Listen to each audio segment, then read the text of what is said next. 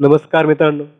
Pharmaceutical ज्युरिस्प्रुडन्समधल्या एका महत्त्वाच्या सेशनला आपण आज सुरुवात करत आहोत. Narcotic drug and psychotropic substances act 1985. हा ॲक्ट तुम्हाला डी-फार्मला सुद्धा आहे आणि बी-फार्म, फिफ्थ सेमला सुद्धा हा ॲक्ट आहे.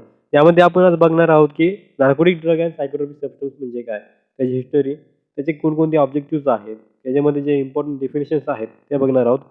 त्याच्यानंतर NCB नार्कोटिक कंट्रोल ब्युरो म्हणजे काय, कशाला म्हणतात ते बघणार आहोत. कन्सल्टेटिव्ह कमिटी म्हणजे काय, prohibition control and regulation opium पॉपीचे बघणार आहोत आणि offences and penalties of narcotic drug and psychotropic substances हे सर्व आपण आजच्या या लेक्चरमध्ये बघणार आहोत. सुरुवातीला आपण बघूया की याचे जे इंट्रोडक्शन्स आहेत. The act came in the force on 14 November 1985 and extends to the whole of India and it is also applies to all citizens of India and outside of India. म्हणजेच हा कायदा 14 नोव्हेंबर 1985 रोजी लागू झाला आणि तो संपूर्ण भारतामध्ये विस्तारित आहे. हा कायदा भारतातील जे नागरिक राहतात त्यांना सुद्धा हा कायदा लागू होतो. यानंतर आपण बघूया की नार्कोटिक म्हणजे काय.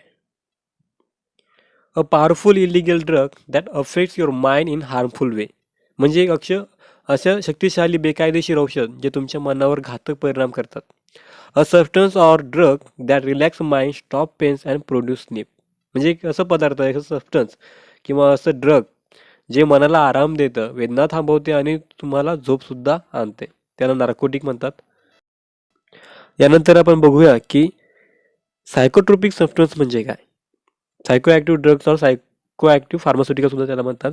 Chemical that alter brains functions to change the perceptions, consequences, mood, cognitions, mental action by which we understand anything or behavior. म्हणजे अशा प्रकारचं केमिकल जे तुमच्या मेंदूच्या कार्यात बदल घडवून आणतात, ज्यामुळे तुम्हाला जी धारणा, चेतना आहे, जी तुमची मनस्थिती आहे, तुमची जी आकलन शक्ती आहे ती चेंज होण्यास मदत करते. यानंतर आपण बघूया की नार्कोटिक ड्रग अँड सायकोट्रोपिक सबस्टन्सचे जे ऑब्जेक्टिव्ह आहेत. To consolidate and amend the existing law relating to narcotic drug. म्हणजे अंमली पदार्थांशी संबंधित विद्यमान कायद्याचे एकत्रीकरण आणि सुधारणा करणे. यानंतर आहे to make stringent provision for the controls and regulations of operation relating to narcotic drugs and psychotropic substances. म्हणजे नियंत्रणासाठी कठोर तरतूद करणे आणि अंमली पदार्थ म्हणजे सायकोट्रोपिक सबस्टन्स जे नार्कोटिक पदार्थ आहेत त्यांच्याशी संबंधित जे ऑपरेशन्स आहेत त्यांचं नियमन करणे.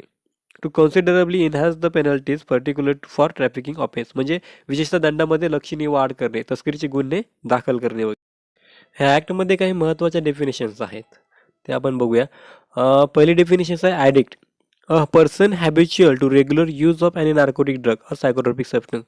म्हणजे असा व्यसनाधीन व्यक्ती ज्याला कोणत्याही अंमली पदार्थ किंवा सायकोट्रोपिक पदार्थांचा नियमित वापर करण्याची सवय आहे त्याला आपण ॲडिक्ट म्हणतो. यानंतर आहे कॅन्नाबिस. कॅन्नाबिस हे म्हणजे त्याला भांग म्हणतात. चरस, त्यामध्ये पहिला आहे charas. Charas that is the separated resins in whatever form whether crude or purified obtained from the cannabis plant and also include concentration preparations and resin known as hashish oil or liquid hashish. चरस म्हणजे असं एक विविक्त राळ आहे कोणत्याही स्वरूपामध्ये, कच्च्या purified, crude or purified स्वरूपामध्ये, कच्च्या आणि अशुद्ध स्वरूपामध्ये. कोणत्या प्लॅन्टमधून येतं ते कॅन्नाबिस प्लॅन्टमधून आपल्याला मिळतं आणि त्यालाच काय म्हणतात हॅशिश ऑइल ऑर लिक्विड हॅशिश. म्हणजे चरस तेल किंवा द्रव्य चरस सुद्धा त्याला म्हणतात. यानंतर आहे ganja. That is the flowering or fruiting tops of the cannabis plant. म्हणजे कॅन्नाबिस प्लॅन्टच्या फुलांचा किंवा फळांचा जो शेंडा असतो वरचा टॉप त्याला आपण गांजा म्हणतो.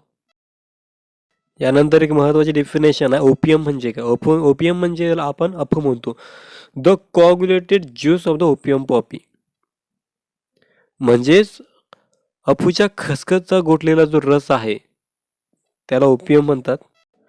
Any mixture with or without any natural material of the coagulated juice of the opium poppy but does not include any preparations containing not more than 0.2% of morphine. म्हणजे अफू खसखसच्या गोठलेल्या रसाने कोणतेही मिश्रण कोणत्याही तटस्थ सामग्रीसह किंवा त्याशिवाय परंतु त्याच्यामध्ये 0.2% पेक्षा जास्त मॉर्फिन नसलेल्या तयारीचा समावेश नसतो. यानंतर आपण बघूया ओपियम डेरिव्हेटिव्ज म्हणजे काय. ओपियम डेरिव्हेटिव्ज कशाला म्हणतात. यामध्ये पहिलं ते मेडिसिनल ओपियम म्हणजे औषधी अफू, प्रिपेड ओपियम म्हणजे तयार केलेले अफू, phenanthrene alkaloid such as morphine, codeine, thebaine and their salt म्हणजे फेनॅन्थ्रिन अल्कलॉइड जसे की मॉर्फिन, कोडेन, थेबेन आणि त्याचे सॉल्ट म्हणजे क्षार, diacetyl morphine, heroin and its salts म्हणजे डायसिटिल मॉर्फिन म्हणजेच त्या हिरोईन म्हणतात आणि त्याचे जे सॉल्ट्स आहेत.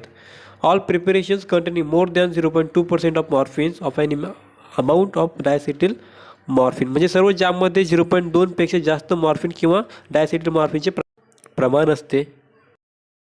यानंतर आपण बघूया ओपियम पॉपी म्हणजे काय, म्हणजे अफू खसखस. The plants of the species Papaver somniferum L म्हणजे पॅपेवर सोमनिफरम यल प्रजातीची अशी वनस्पती.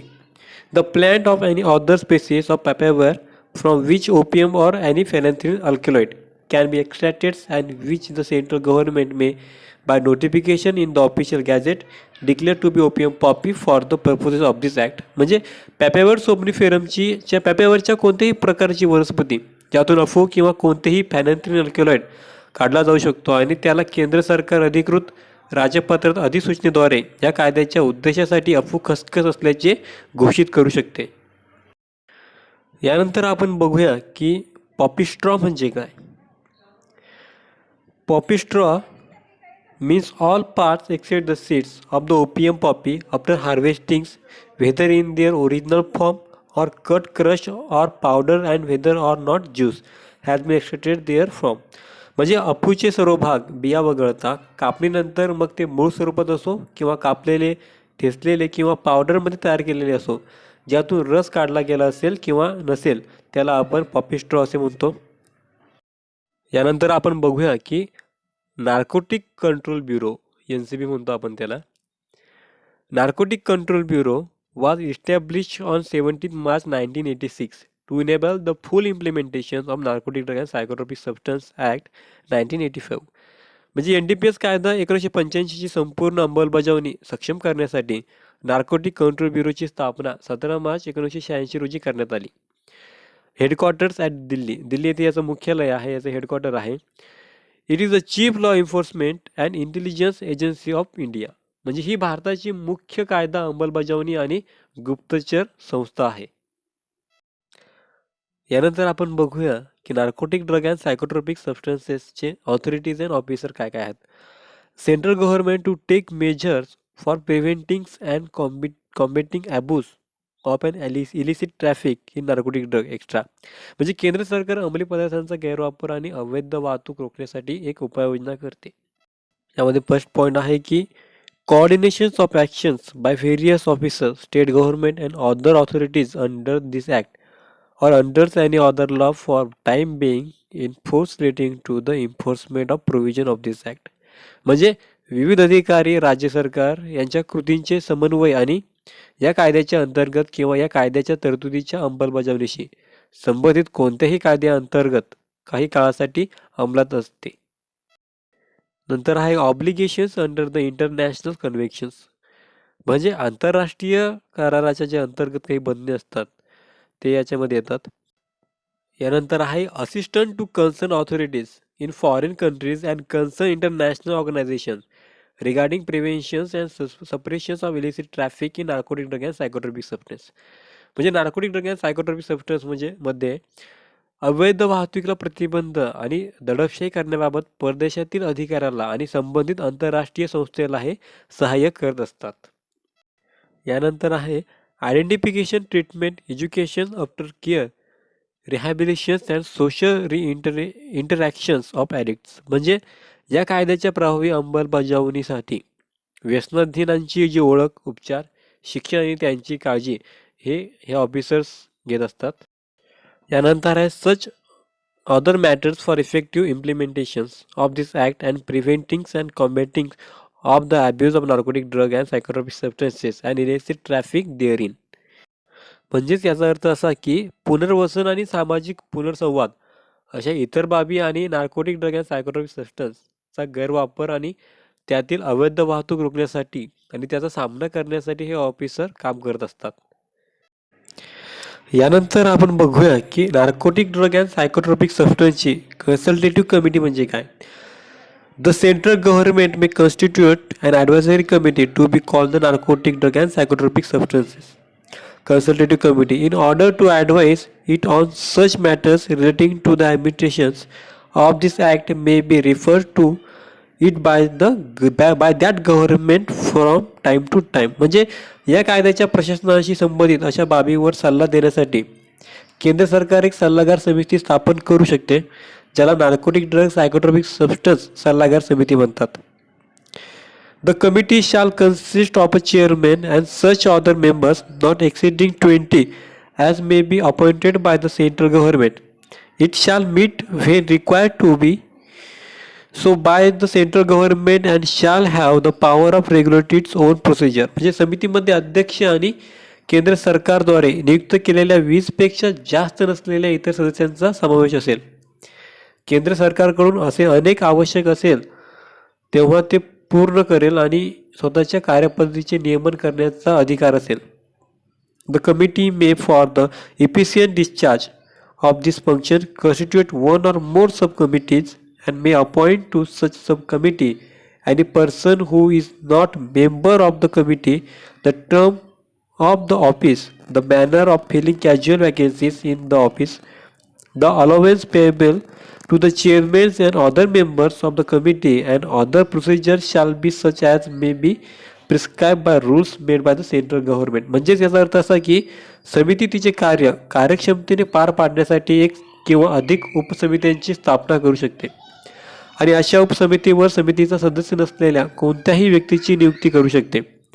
कार्यालयाचा कार्यकाळ, कार्यालयातील आकस्मिक रिक्त जागा भरण्याची पद्धत, समितीचे अध्यक्ष आणि इतर सदस्यांचा देय असलेले भत्ते आणि इतर प्रक्रिया केंद्र सरकार केलेल्या नियमानुसार विहित केल्या जातील. यानंतर आपण बघूया की prohibition, control and regulations of narcotic and psychotropic substance. Prohibitions of certain operation as per section eight. No person shall cultivate any coca plant or gather may portion of coca plant. म्हणजे ठराविक ऑपरेशनवर प्रतिबंध as per section 8 नुसार कोणतीही व्यक्ती करू शकत नाही. कोणत्याही कोका वनस्पतीची लागवड करणे किंवा कोणत्याही वनस्पतीचा भाग गोळा करणे. Cultivate the opium poppy or आणि कॅनॅबिस प्लॅन्ट. म्हणजे अफू, खसखस किंवा गांजाच्या कोणत्याही वनस्पतीची लागवड करणे. Produce, manufacture, possess, sale, purchase, transport, warehouse, use, consume, import interstate, export interstate, import into India, export from India any narcotic drug or psychotropic substance except for medical and scientific purpose. म्हणजे उत्पादन ताब्यात घेणे, खरेदी करणे, विक्री करणे, वाहतूक, गोदाममध्ये, आंतरराज्य आयात करणे, आंतरराज्य निर्यात करणे, भारतात आयात करणे, वैद्यकीय आणि वैज्ञानिक दृष्टिकोन वगळता भारतातून कोणत्याही अंमली पदार्थाची निर्यात करणे. हे जे प्रोहिबिशन्स, कंट्रोल आणि रेग्युलेशन्स आहेत. यानंतर शेवटचा आपण बघूया की ऑफेन्सेस अँड पेनल्टीज. हा खूप महत्त्वाचा इम्पॉर्टंट असा क्वेश्चन्स आहेत.